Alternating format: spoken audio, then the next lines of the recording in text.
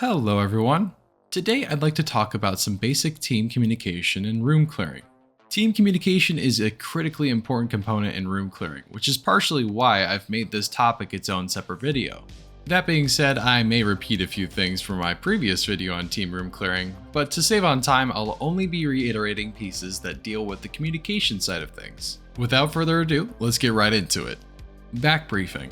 Before you conduct any form of room clearing, knowing how to back brief is incredibly useful and necessary in these tense situations. Back briefing simply means to repeat the information said to you back to the person giving you the information. For example, on my mark, flashbang after peak. Tip 4. On your mark, flashbang after peak. Peak. Hang out.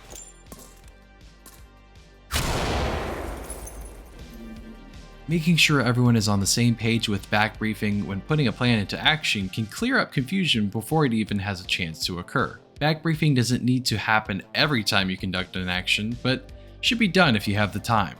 Team setup. It is important to address who will be taking what role to ensure everyone knows their job before heading into a dynamic situation. If the roles need to change midway through a clear, ensure everyone is aware of the change to help mitigate confusion down the line.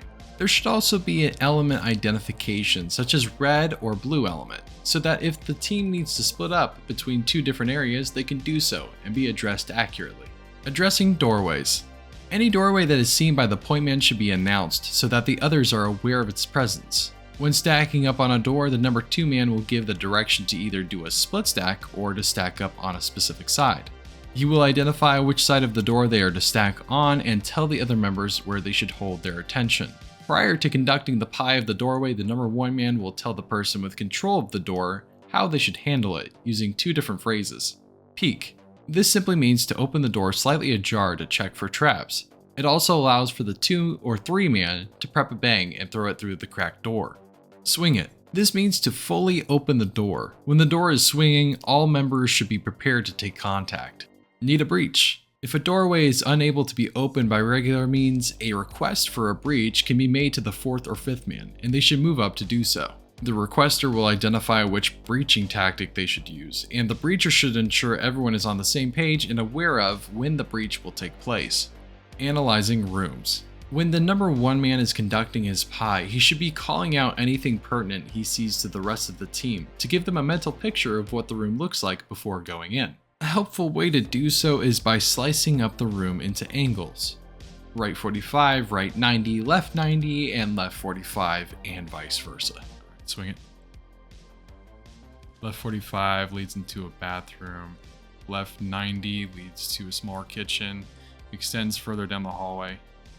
Right 90, got a wall short. Right 45, dead space. Divvying the room up into these angles helps the other members have a good idea what the inside of the room looks like before even stepping foot inside. If during the pie the 1 man is unable to see what is behind a wall or other obstacle, he will call out that area as dead space to notate it will need to be searched after entry.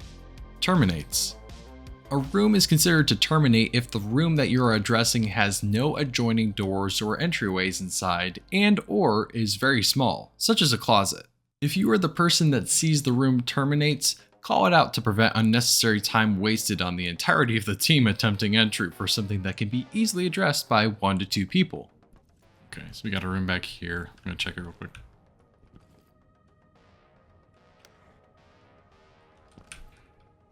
Okay, it terminates. We're good back here. Alright. Moving on. And again, if during a pie you see the room leads to a larger hallway, room, or other structure, calling out the information you see as you see it will give everyone a good mental visual of what is inside without needing to expose them to the room. Clear. When you have fully cleared out an area, meaning that you know for certain there are no more parts of the room that you have not laid eyes on, then at that point you can call out clear to let everyone else know that your area of operation is safe. Do not call this out even if there is a single part of the room that is unchecked. If you find a doorway or dead space that wasn't seen on initial entry, call it out so everyone else is aware of its existence and possible danger. Audible. Saying audible means that you can hear something such as voices or footsteps. Use this while giving a location as to where you think you can hear the noise coming from. Using grenades. If you are asked to prep a bang or other grenade, or feel that one is necessary for a room, you should ready your grenade by pulling the pin and holding onto the spoon. Call out to your teammates before doing so by saying prepping a bang or stinger or gas, etc., so that they are aware that there is a distraction device going through the door before the team makes entry. In real life, you would move your hand up to the people on the door to make sure that they all know you have the grenade in hand. On you. This means that the person who is saying it is waiting on the other person to make the first move before making entry or doing another action.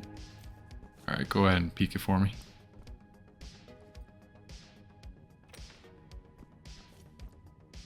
Alright, swing it. Okay, right 45 looks clear. Right 90 looks clear. Left 90 got a doorway onto the outside balcony. Left looks like it ends into the wall. I don't have a clear visual on the corner of the left 45. Alright, on entry, I'll take the left side, you take right side. On you.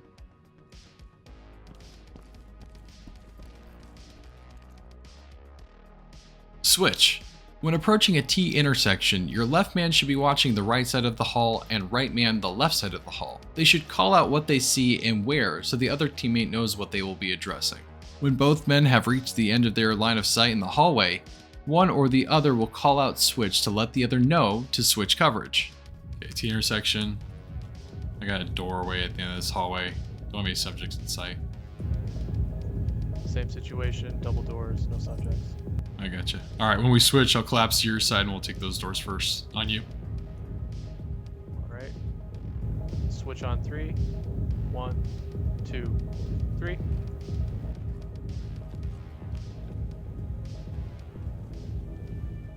Collapse. As demonstrated, when someone says to collapse, it means to fall into their position, but this does not mean to disregard your coverage. Coming out. This should be used if the stack got split up. This will alert the element on the other side of the doorway that a friendly is coming out. A good way to assist in this process is to call out blue blue blue, which means friendly, and giving a quick flash of your light through the bottom of the doorway to indicate specifically where you're coming out of. Ensure that you get a confirmation before moving through the door to avoid friendly fire. Alright brother, I'm here. I'm coming in, blue blue blue. Alright, you're good, I see you. Alright, I'm on you. I'm out. If someone states they are low or out of ammo, expect to either take their place or cover them until they are finished reloading. Those who are reloading should move away from unknown or unaddressed areas to avoid contact. Or if already engaged in contact, should break away. I'm out, cover me. Yep. Alright, I'm up. Tango down. Some of the things mentioned here are universal, and some of them aren't, but as I stated before, ensuring everyone is on the same page is probably one of the most important parts to all of this. This is just a starting point, and if you want to add your own SOPs for verbal communication, you absolutely can, and should. Having constant communication of pertinent information is crucial, and penultimate in the success of a team room clear. Anyways, thank you all so much for watching, I really do appreciate it. We just passed 500 subs, which is absolutely insane to me. Like, I couldn't even imagine having this many, so thank you all so very much. And I also wanted to say a huge thank you to my friend Boneless for helping me in this video. He dedicated a good chunk of time to helping me make this, so thank you, my friend. And as always, remember our sole objectives. Stop the killing, stop the dying. I'll see y'all later.